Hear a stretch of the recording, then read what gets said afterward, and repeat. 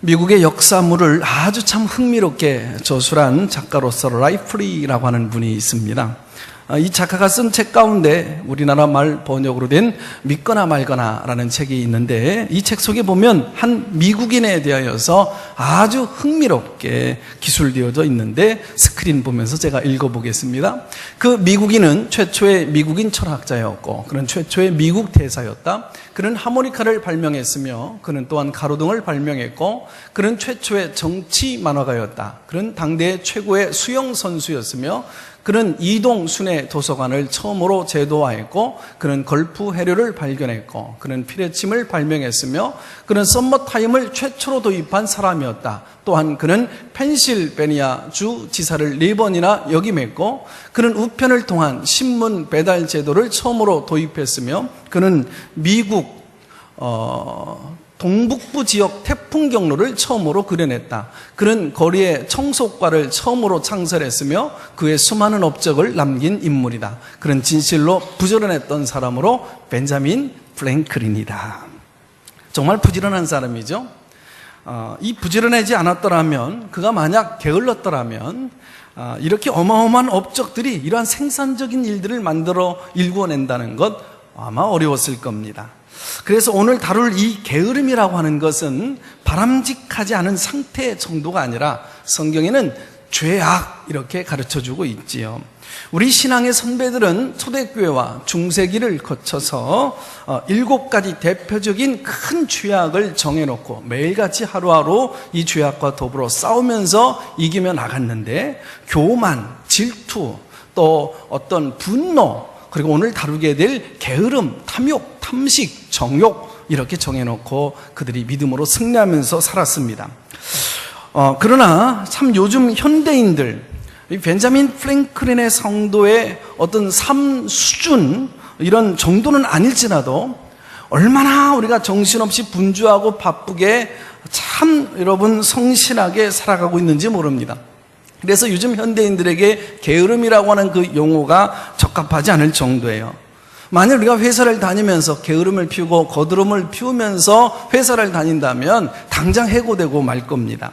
요즘 회사에 여러분 참 일찍 퇴사당할 수도 있고 명퇴당하기 쉬운 이때에 누가 회사에 늦게 출근하는 사람이 있겠는지요? 우리 중에 과연 누가 게으르고 태만한 사람이 있을까요?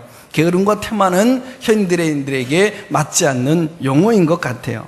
자, 그런데 성경에서 말하는 이 게으름은, 이 태만은 겉으로 드러나는 것보다 내면적 특성을 더 많이 가지고 있습니다. 수많은 사람들의 표면적으로 분주한 배후에는 아주 치명적인 게으름, 이것이 숨겨져 있을 가능성이 크다는 것을 성경은 일찌감치 지적해주고 있어요.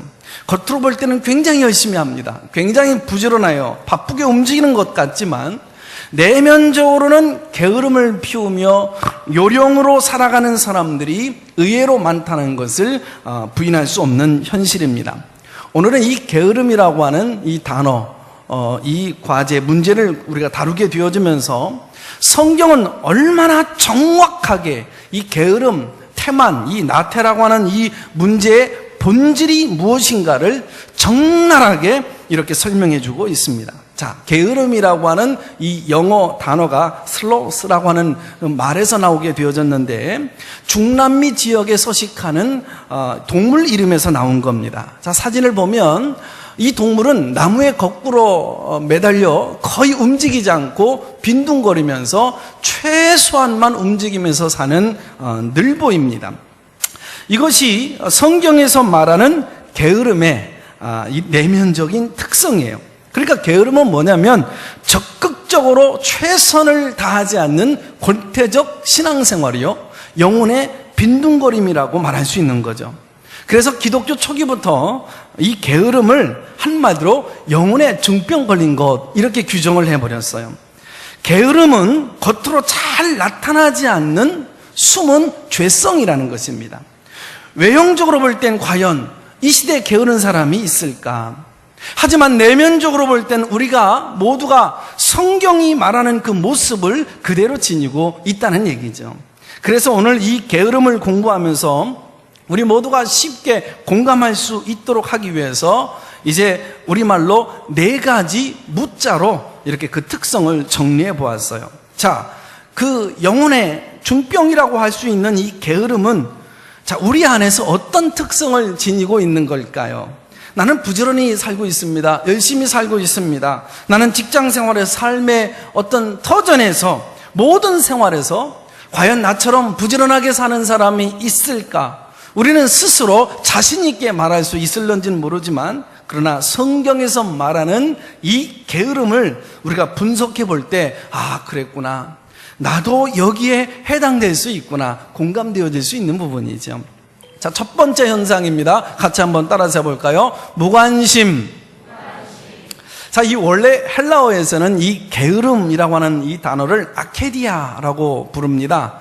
이 두 단어가 합성어 되어진 것인데 먼저 이 아라고 하는 것은 no, 없다라는 뜻이고 키도스라고 하는 말은 돌본다라는 뜻입니다. 따라서 이 게으름은 돌보지 않는다, 관심이 없다라는 뜻이에요. 이것이 현대인들의 모순된 모습입니다. 외형적으로 볼 땐, 겉으로 볼 땐, 표면적으로 나타나는 것을 볼 땐 굉장히 열정적으로 일하는 것 같아요. 그러나 자기 유익에 상관이 없을 때는, 이해관계가 되지 않을 때는 전혀 무서울 정도로, 지나칠 정도로 관심을 기울이지 않습니다. 무관심이죠. 한번 생각해 보실까요? 요즘 현대사회 추세가 원래 이 성경에서 말하는 게으름의 본질적 모습을 그대로 지니고 있습니다. 회사에서는 자기 이익에만 골몰하고 집중하고 있을 뿐이지 어떤 전체를 위한 일에는 얼마나 냉담하고 무관심한 것인지 이것이 현대인들의 두드러진 특징이에요. 나의 진급을 위해서는, 나의 승진을 위해서는, 나의 메리트를 위해서는, 나의 스펙을 쌓는 데는 굉장한 열정으로 거기에 잠못 이루가며 올인하면서 집중하고 있지만 그러나 모두를 위한 이익에는 I don't care, 관심을 기울이지가 않아요. 정말 냉담합니다. 사랑의 반대가 뭘까요? 사랑의 반대는 미움이나 증오가 아닙니다. 사랑의 반대는 미움이나 증오의 수준을 넘어서 이 사랑의 반대는 무관심입니다. 마음을 주지를 않는 거예요. 단테가 말한 것처럼 나태한 사람일수록 사랑을 포기하고 살아갑니다. 무정하고 냉담하게 살아간다는 거예요. 오늘 특별히 2부 11시 예배 나오신 우리 가족 여러분들, 우리는 언젠가부터 이런 병에 들어있는 상황입니다. 나하고 이해관계가 없는 일에는 지나치리만큼 무관심합니다. 이것이 현대교회의 심각한 현상이에요. 포스트 모더니즘의 영향으로 현대인들은 철저한 자기 본위에 나 자신의 개인주의와 이기주의자로 살아가고 있는 거죠. 이런 현상이 우리 신앙생활에 침투되어지다 보니까 너무나도 많은 교인들이 이기주의 신앙으로 살아가고 있는 거죠. 목회자가 되어져서 목회자가 목회를 할 때에 성도들을 바라보면서 위기의식을 많이 느낄 때가 있어요. 너무나도 많은 사람들이 교회를 다니면서 신앙생활을 한다고 하지만 교회 공동체의 모든 그 관여되어져서 하고 있는 그 일에는 관심이 없어요. 냉담한 편입니다. 뭔가 어떤 내용이 자신에게 직접적인 이익이 안 된다고 판단이 되어지는 일에는 전혀 관심을 기울이지를 않아요. 자기 소원 성취에만 급급할 뿐이지 교회 일에는 냉담하고 비참여적인 것을 보편적으로 한국교회 성도들을 바라보면서 느끼는 바입니다. 우리 한번 이 시간 마음을 열고 들어보시자고요. 교회가 어떤 행사를 해도, 어떤 비전을 제시한다고 할지라도 당장 내 개인의 이익과 관련이 없을 때는 외도를 하죠. 관심이 없습니다. 그래서 성경은 이것이야말로 심각한 영혼의 병이라고, 이것이 이 시대의 신앙인들의 모습이라고, 사회적인 추세로 나타나는 이 무관심, 그래서 성경은 이것을 뭐라고 말합니까? 게으름이라고 얘기하는 것이죠. 과연 우리나라의 정치 지도자들이, 저 여의도에서 일하는 국회의원들이 국가를 위해서, 민생을 위해서 과연 어떤 관심을 기울이고 있는 걸까요? 나 자신들의 환공비를 인상하는 일에는 일사천리로 야당이고 여당이고 할 것 없이 30초에 다 통과를 시킵니다. 그러나 다른 일에 무관심하고 있다면 그 사람은 틀림없이 태만한 공직자일 것입니다. 성경은 적나라하게 지적합니다. 정말 당신이 그 공동체에 무관심하고 있다면 이것은 게으름이요, 이것은 태만이라고. 오늘 회사 지도청에 있는 분들, 사업하시는 분들, 오늘 이 메시지를 가지고 우리 회사에 가서, 기업에 가셔서 함께 일하는 직원들, 가족들 다 불러 모아서 함께 상황에 맞게 토의를 해보시면 상당히 내용이 있는 이 회사의 점검이 될 수 있을 거예요. 자, 두 번째로 따라서 해보겠습니다. 무감동. 큰 소리를 해보죠. 무감동. 자, 이미 설명한 대로 이 게으름이라고 하는 단어, 아케디아는 감정이 동하지 않는 상태, 마음이 움직이지 않는 상태를 말합니다.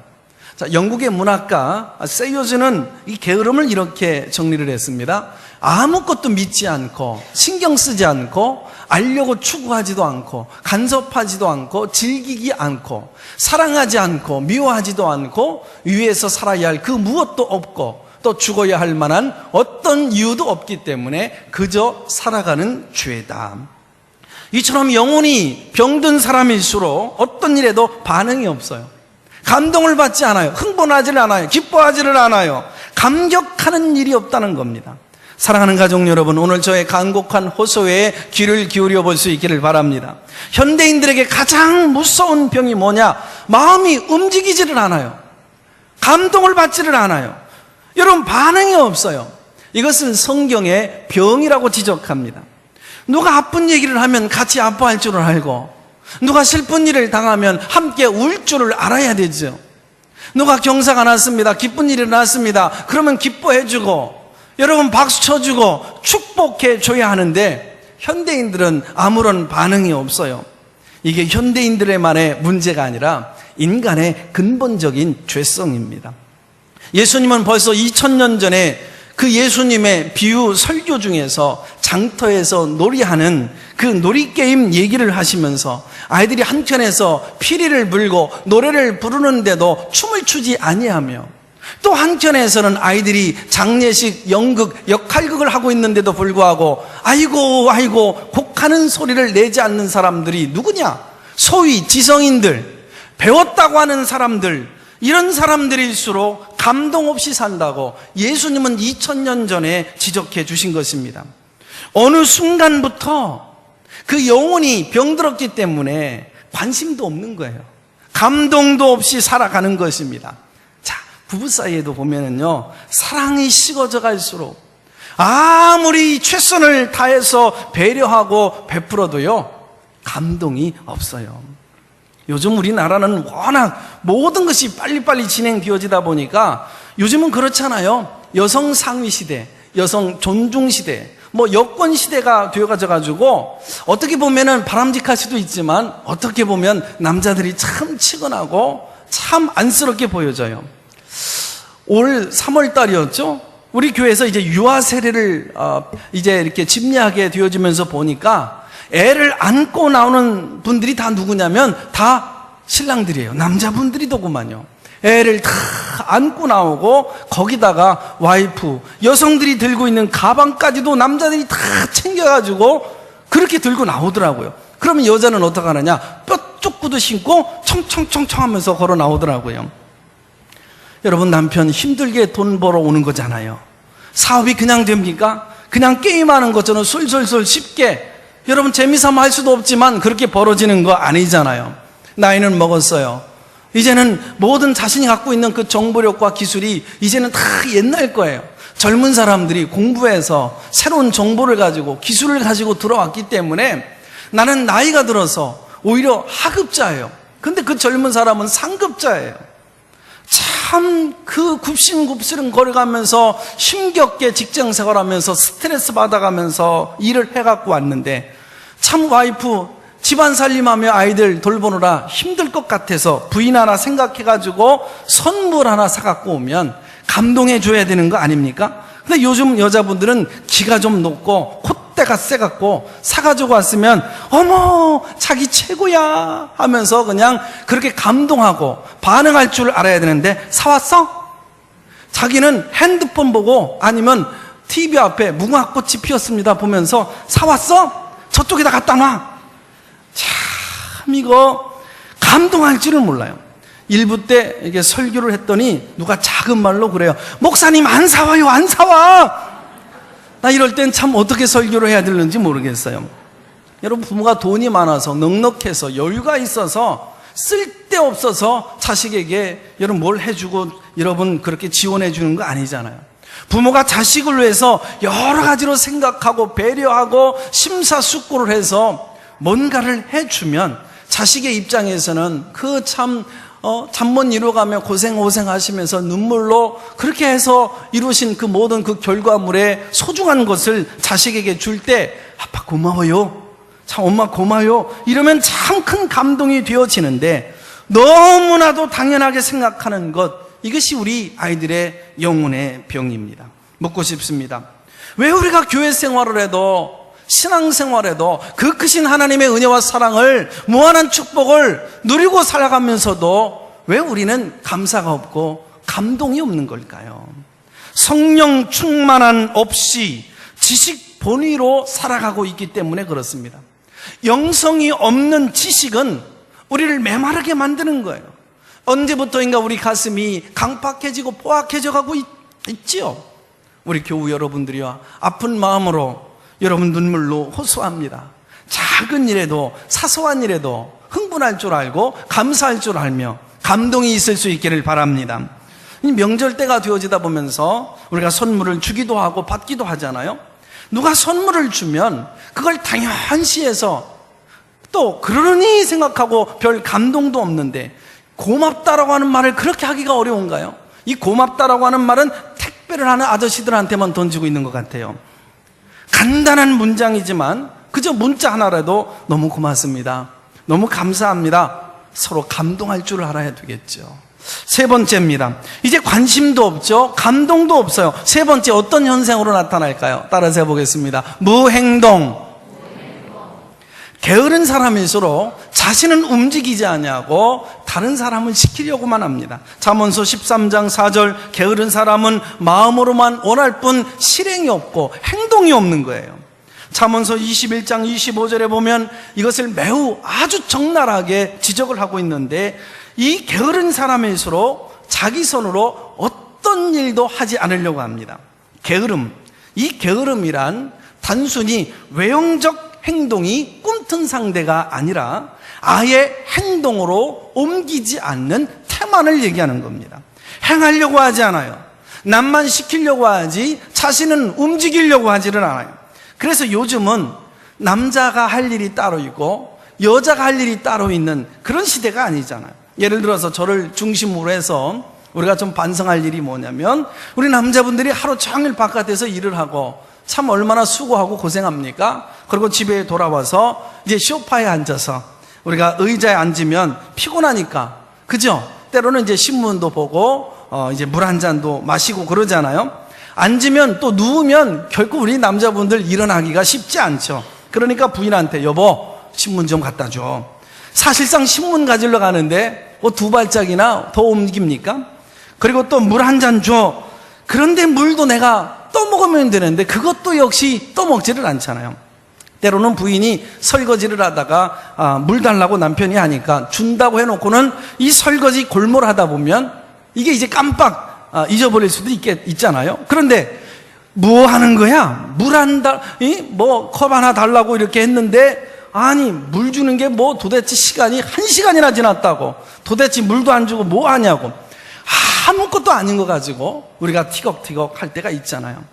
저는 이제 요즘 물 떠먹으러 가는 건 제가 스스로 합니다. 움직이는 거 별거 아니잖아요. 제가 이제 일부에 이 얘기를 했더니 어떤 여성분이 얼굴이 환해지더라고요. 어떤 여자 집사님은 그래요. 이제 지난주 금요일인가 이런 얘기를 했더니 얘기를 듣는데 옆에 남편에게 옆구리를 콕 찌르면서 당신도 그렇게 하라고, 우리 목사님도 그렇게 살고 있다고. 사실은 이 설교 때문에 양심에 있어서 지난주부터 이렇게 물 떠다 먹은 것 뿐이지 저 역시도 큰 변화는 아직은 없습니다. 제가 하고자 하는 얘기가 뭘까요? 행동이라고 하는 거 여러분 그렇게 힘든 거 아니거든요. 우리가 죄를 정의를 할 때 신학적으로 두 가지 큰 개념으로 설명할 수 있습니다. 첫째로는 하지 말아야 할 것을 행하는 죄입니다. 라틴어로는 커미션이라고 그러죠. 이것을 범죄라고 말합니다. 하지 말아야 되는데 하는 것입니다. 거짓말하지 말아야 되는데 거짓말하는 거죠. 도둑질하지 말아야 되는데 도둑질하는 것, 이것은 여러분 범죄입니다. 두 번째로는 해야 할 것을 하지 않는 죄, 라틴어로는 오미션이라고 그러죠. 해야 하는데 하지 않는 것, 마땅히 해야 할 일을 하지 않는 것, 알면서도 하지 않는 것, 어떻게 보면 나타나지 않는 죄이기 때문에 커미션, 이 범죄보다도 더 무시무시한 더 큰 죄예요. 차라리 하지 말아야 할 것을 했을 때는 이게 드러나잖아요. 들통납니다. 그래서 범죄라는 말을 쓰는 겁니다. 제가 도둑질하지 말아야 되는데 했어요. 그러면 들통나죠. 나타나는 죄입니다. 그런데 해야 할 일을 하지 않는 그 죄는 잘 안 나타나요. 숨어 있어요. 내가 분명 하나님 것을 하나님 것으로 구분해서 온전하게 정직하게 10의 1, 11조를 드려야 되는 것, 이것을 안 해요. 이거는 안 나타나죠. 그렇다고 누가 뒷조사하는 것도 아닙니다. 그러나 나타나지 않는 죄가 더 무서운 죄가 될 수 있는 거죠. 이것은 게으름입니다. 무관심, 무감동, 그렇게 되다 보니까 무행동이 되는 것입니다. 무행동은 이기적인 게으름입니다. 왜요? 알면서도 하지 않는 것이니까요. 의지적인 게으름, 알면서도 안 하기 때문에. 오늘 본문에 등장하는 세 번째 사람의 얘기가 오늘 예수님의 메시지에 여기 초점이 있는 겁니다. 그는 주인으로부터 자기 역량에 맞는 그 미션을 할당받았음에도 불구하고 27절에 보면 아무것도 하지 않았죠. 그래서 예수님은 추궁하겠습니다. 너는 내가 최선을 요구하는 줄 알면서도 어째서 최소한에도 못 미치는 행동을 하고 있느냐. 이 사람이 돈을 많이 남겼다, 안 남겼다, 지금 그런 얘기가 아니에요. 예수님이 강조하시는 것은 내가 최선을 원하는 것을 알면서도 어떻게 최소한에도 미치지 못하는 행동을 했느냐. 이 사람의 잘못이 뭐예요? 아무것도 하지 않은 거예요.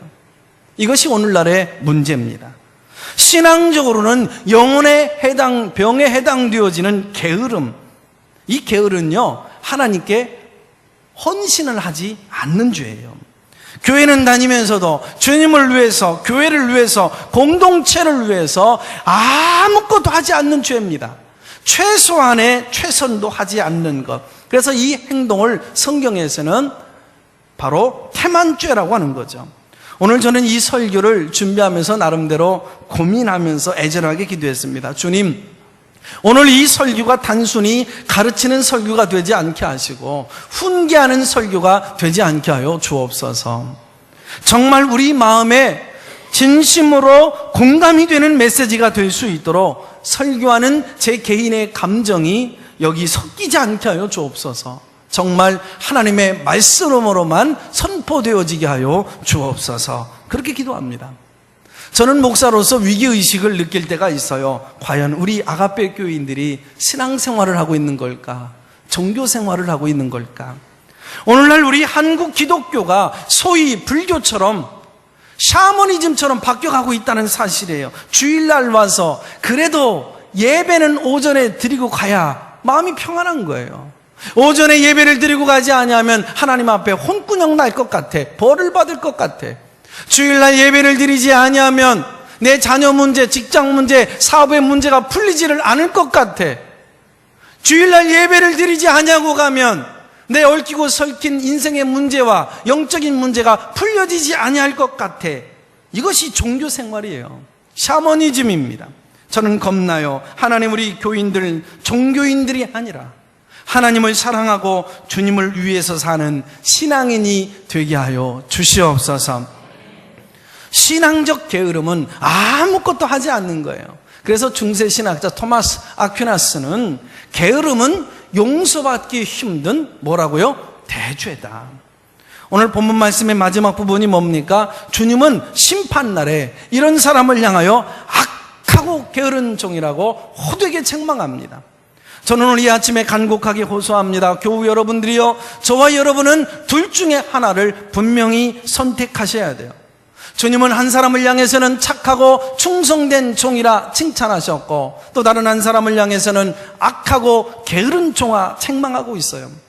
예수님은 종말론 설교를 할 때마다 언제나 말씀하시죠. 오른편의 선자들이요, 하늘의 상 받을 자들이요, 하늘의 복 받을 자들이요, 너는 착하고 충성된 종이로다. 그러나 왼편에 서 있는 자들은, 벌을 받을 자들은 주님이 얼마나 따끔하게 말씀하시는지, 이 악하고 게으른 종아, 오늘 우리는 어느 편에 서가고 있는지요? 아니, 어느 편에 서 계시고 계십니까? 저는 오늘 이 설교를 통해서 그동안 살아왔던 그 인생의 새로운 변곡점의 아침이 되시기를 주님의 이름으로 축원합니다. 갈수록 현대인들은 이기주의로 살기 때문에 당장 내 눈에 보이는 이득에 관계없으면 첫째 무관심, 둘째는 무감동, 셋째로는 무행동으로 나타나다가 네 번째로 여기까지 가는 현상까지 있어요. 또 하나의 현상 따라서 볼까요? 무기연기. 게으름의 특징 중에서 빠질 수 없는 것이 바로 미루는 성향이에요. 내일 하지 뭐, 다음에 하지 뭐, 나중에 하지 뭐. 자, 이런 말들은 보통 이렇게 게으른 사람에게서 자주 들을 수 있는 거예요. 잘 생각해 보십시다. 내일 하지 뭐, 나중에 하지 뭐, 다음에 하지 뭐. 이런 사람은요, 구체적인 계획이 없는 사람이에요. 진짜 내일 하려고, 다음에 하려고 구체적인 그런 구상과 계획하고 이런 삶을 살려고 얘기하고 있는 게 아니에요. 그냥 계획도 없이 다음에 하지 뭐, 내일 하지 뭐, 나중에 하지 뭐.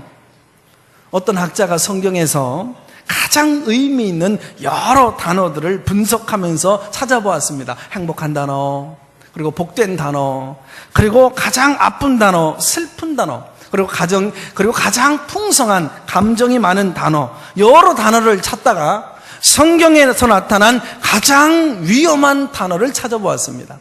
가장 위험한 단어가 뭐냐? 내일이라고 하는 단어였습니다.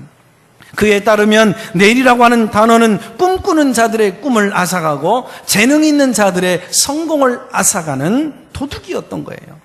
내일이야말로 가장 치명적인 단어이라고 야고보서에서 지적하고 있는 겁니다. 내일 하다가 여러분의 인생 젊음 다 지나갑니다. 설교의 대가 스펄전 목사는 경고합니다. 내일은 절대로 오지 않는다. 내일은 바보의 달력의 날이다. 내일은 불확실한 명제입니다. 내일이 쌓이면 쌓일수록 여러분 결국 공허한 어제만 남고 나는 거예요. 내일로 미룰수록 구원의 기회를 놓칩니다. 내일로 미룰수록 은혜의 기회를 빼앗기고 맙니다. 내일로 미룰수록 구원과 은혜의 기회는 잊어버리고 사라지는 거예요. 성공의 기회가 다 지나갑니다. 다음에 내일 하다가 여러분의 인생, 여러분 끝이 나는 겁니다. 여러분 오늘도 아까 기도해 주셨지만 2017년 송구영신 예배 드린 지가 엊그제 같은데 벌써 오늘이 9월 마지막 주일, 다음 주일이 10월, 3개월 후면은 2018년 새로운 신년해가 돌아오지요. 다음에 내일 하다가 1년 가고 2년 가고 벌써 할머니, 할아버지 되어지고 젊은 세월 다 가고 하나님 앞에 서는 거예요. 나 다음에 봉사해야지. 나 다음에 참여해야지. 구역 예배에, 선교회 모임에, 각종 봉사팀에, 무슨 나눔의 모임에 다음에 할게, 다음에. 그러다가 몇 년 지났습니까? 다 지나갔죠. 내일은 게으르고 나태한 사람이 즐겨하는 단어인 반면에 하나님이 좋아하시는 단어가 있습니다. 따라서 하십시다. 오늘은 곧 구원의 날이요, 오늘이 곧 은혜 받을 수 있는 최고의 기회입니다. 오늘이 곧 헌신할 수 있는 최상의 날입니다. 할렐루야. 하나님은 언제나 오늘을 좋아하십니다. 오늘 이 집에 구원이 이르렀도다. 오늘 내가 너와 함께 낙원에 있을 것이다. 성경은 늘 오늘을 강조합니다. 성실한 사람들은 오늘을 내일로 미루지 않습니다. 게으른 사람은 늘 무기 연기하는 것입니다. 오늘 교우 여러분, 신앙과 함께 건강을 위해서도 오늘 결단하시길 바랍니다. 좀처럼 말하지는 않지만 건강을 위해서 말씀드리는 일, 담배 피시는 분들, 이거 몸이 좋지 않다는 건 누구나 다 알고 있는 얘기예요. 다음으로 미루지 말고 오늘 이 시간 과감하게 결단할 수 있기를 바랍니다. 아멘 하는 분은 여자분밖에 없어요. 내일, 다음에 미루는 사람은요, 사실 알고 보면 이거는 믿을 수 없는 사람이에요. 여러분이 회사에서 사장님이라고 생각해 보시죠. 상급자다라고 생각해 보시죠. 회사에서 직원에게 뭘 시켰는데 직원이 다음에 할게요, 내일 할게요, 나중에 할게요, 기회 되어지면 결국 믿어지게 되어지나요? 이런 사람은 신뢰할 수 없는 것입니다. 자, 그러면 우리가 어떻게 해야 내 안에 있는 이 태만하고 이 게으른 이 영혼의 이 중병의 이 요소를 우리가 몰아낼 수 있을까요? 여러분이 이기고 극복해 나갈 수 있을까요? 첫째로 따라서 해보십시다. 적은 일에 성실하게 살자. 하나님 나라의 공식은 적은 성실서부터 시작되시는 것입니다. 하나님은 처음부터 우리에게 큰 것을 원하지 않아요. 오늘 예수님께서 칭찬하시는 이 두 사람, 21절로 23절에 보면 강조하는 단어가 무엇이냐? 너가 작은 일에 충성하였도다. 할렐루야. 자, 따라서 볼까요? 규모가 작은 일에도 성실하고, 분량이 적은 일에도 최선을 다하는 신실성. 자, 주님은 이것을 우리에게 지금 가르쳐주고 있는 거예요. 오늘 이 달란트 비유 잘 보시죠. 보통 얘기 아니에요. 장사하는 분들, 사업하시는 분들 생각해 보시죠. 5천만 원을 맡아가지고 이 5천만 원을 남겨서 주인에게 돌려줬다는 거, 여러분 이거 보통 일 아니죠? 세상이 호락호락해가지고 5천만 원 투자했더니 다음 달에 5천만 원 남겼더라. 여러분 이게 있을 수 있는 일입니까? 2천만 원 받아가지고 2천만 원 남겼다는 거, 이거 여러분 보통 일 아니에요. 그러니까 하나님이 우리에게 원하실 때 최선을 다하라는 메시지예요. 그런데 이 세 번째 사람은 뭐 한 거예요? 아무것도 안 한 거예요. 규모가 작은 일에도, 분량이 적은 일에도 최선을 다하라고 주님은 우리에게 요구하고 계셔요. 하나님은요, 우리가 성공하기 전에 성실하기를 원하십니다. 믿으시면 아멘. 성공보다 성실이 우선되어져야 돼요. 성실하고 근면하고 부지런한 사람에게 주어지는 것이 성공이에요. 축복이죠. 신 에머스는 작은 시작 큰 결과라고 하는 우리에게 작은 성실 큰 행복을 공감시켜주고 있는데, 지금 이 시를 보게 되어지면 평범하지만서도 아주 놀라운 메시지가 담겨 있어요. 읽어봅니다. 작은 일이라고 하찮게 생각해서는 안 된다. 모든 것은 사소한 데에서 출발한다. 한 알의 조그만한 씨앗이 하늘을 찌르는 큰 나무가 되는 것을 보라. 행복이나 불행도 성공이나 실패도 다 그 처음은 작은 일에서 시작되어졌다. 아가페 교우 여러분, 우리 모두 다 작은 것에서부터 성공하고 행복할 수 있기를 바랍니다. 그 사람이 부지런한 사람이고 근면한 사람이고 벤자민 프랭클린 같은 성공자 대열에 올라설 수 있는 거죠. 하나만 더, 이 게으름이라고 하는 이 내면의 태만이라고 하는 이 죄에 우리가 어떻게 하면 빠지지 않을 수 있을까요? 따라서 볼까요? 성령님이 주시는 처음 마음으로 살아가자. 처음 마음으로 살아가라 이거예요. 잘 아시죠?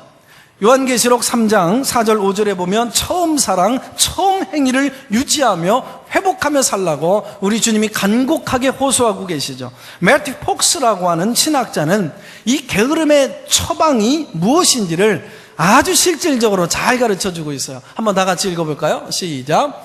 부지런해지지 않은 결심이 아니다. 게으름을 치료하려면 당신 안에 있는 불꽃을 다시 발견하라. 그리고 그 불을 태워라. 자, 오늘 이 아침에 간곡하게 외치고 싶은 거예요. 처음 부름을 받았을 때, 처음 소명을 받았을 때 그 처음 마음, 처음 열정을 회복하고 유지해야 하는 거예요. 내가 회사에 처음 입사했을 때 그 마음가짐이 있잖아요. 그 태도, 그 정신을 가져보라는 거예요. 그 교회에서 신앙생활할 때 처음 교회 그 발을 디딛게 되어질 때 내가 가졌던 그 마음가짐이 있죠. 품었던 그 처음 열심을 가지고 살라 이겁니다.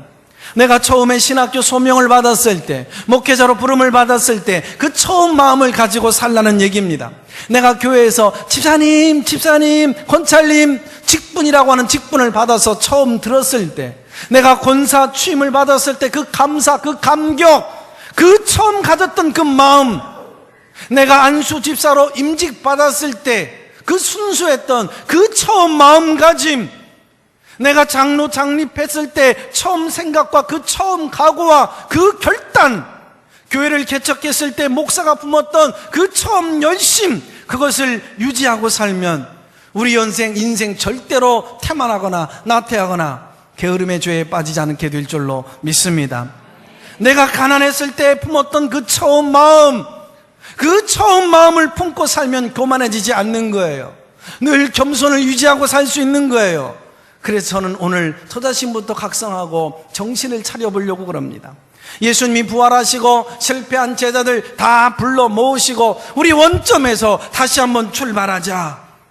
예수님은 갈릴리 호수에서 다시 시작하면서 사랑하는 제자들에게 얼마나 가슴으로 말씀하십니까? 요한복음 21장 15절, 요한의 아들 시몬아, 네가 나를 진정으로 사랑하느냐? 이 말씀의 초점이 뭡니까? 요한아, 베드로야, 너 3년 반 전에 갈릴리 바다 이 호수에서 너가 나를 만났을 때 가졌던 그 처음 마음, 그 처음 열심, 그 처음 소명, 그 처음 그 열정을 회복해서 열정 인생을 살아라. 그러면 너 반드시 성공하게 될 것이다. 우리가 게으르거나 여러분 태만하지 않는 거, 앞으로 이렇게 나태에 빠지지 않는 거 여러분 어렵지 않습니다. 늘 처음 마음으로 살아가는 것입니다. 그러기 위해서는 우리가 성령님이 주시는 첫 생각, 첫 감동을 따라서 살수록 나는 태만하지 않고 오히려 열정 인생으로 살아가게 될 줄로 믿습니다. 잘 되든 안 되든, 건강하든 병이 들었든 성공했든 그러지 못했든 늘 그 페이스를 유지하고 살아가게 되어질 줄로 믿습니다.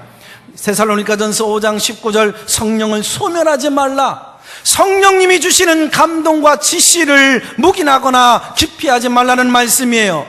여러분, 대부분 처음 생각, 처음 마음은 누가 주시는 걸까요? 성령님이 주시는 거예요. 그대로 믿고 순종하면 복이 되는 줄로 믿습니다. 사도 바울 자신이 그렇게 살았어요. 25년간 평생 복음의 불모지에서 전도하고 선교하는데 열정 인생으로 평생 살았던 위인답게 그는 이렇게 호소합니다. 로마서 12장 11절, 열심을 품고 부지런히 일하며, 그 다음 구절이 마음이 와닿는 거예요. 다 같이 한번 읽어봅니다. 시작. 성령으로 뜨거워진 마음으로 주님을 섬기십시오. 오늘 우리 가슴에 성령의 뜨거운 감동이 회복되어지기를 주님의 이름으로 축원합니다. 오늘 예수님의 말씀이 너무나도 아름다운 거예요. 희망적이에요. 축복의 말씀이에요. 이처럼 게으르거나 태만하지 않고 열정을 품고 사는 자에게 주님은 21절로 23절 큰 축복과 칭찬을 아끼지 않는데, 우리 다 같이 큰 목소리로 말씀 읽고 묵상하고 기도하고 마치겠습니다. 시작. 참 잘했구나. 너는 착하고 충실한 종이다. 네가 적은 것에 최선을 다했으니 내가 훨씬 더 많은 것을 너희에게 맡기겠다. 주인과 함께 기쁨을 누려라. 할렐루야, 할렐루야. 말씀 묵상합니다. 사랑하는 여러분, 오늘 아침 저는 이 메시지가 또 한 번 내 귓전을 울리다가 끝날까봐 두렵습니다.